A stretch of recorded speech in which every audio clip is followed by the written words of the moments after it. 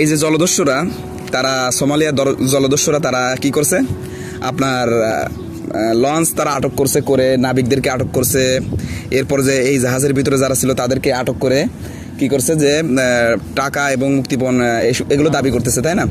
এগুলো দাবি করার পরে তারা ওখানে রয়েছে, নিজেরা উঠতেছে। আমার মনে হচ্ছে এটা একটা সাজানো পরিকল্পনা ছিল। যাই হোক, এটা একটা সম্ভাব্য, আমি একটা কথা বললাম।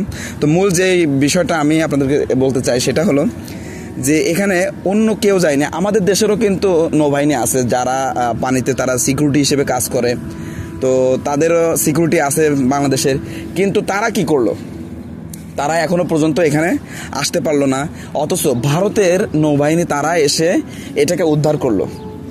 ভারতের নৌবাহিনী এসে উদ্ধার করলো। 71 সালে আমরা জানি যে ভারত এসে উদ্ধার করার পরে বাংলাদেশ থেকে বহু জিনিসপাতি তারা কিন্তু নিয়ে গিয়েছিল, যেগুলো ইতিহাসে পাওয়া যায়। তো তেমনইভাবে তারা যে আজকে আমাদের এখান থেকে এই বিষয়টা উদ্ধার করে তারা আসলে কি বোঝাতে চায়।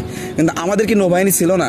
আমাদের তো অবশ্যই ছিল, কিন্তু কেন তারা আজ না করে ভারতকে এখানে কাজে লাগালো?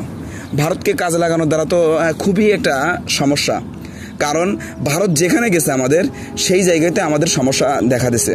ভারতীয় পণ্য বলেন, ভারতীয় যাবতীয় যেখানে আসছে সেখানে আমাদের সমস্যা।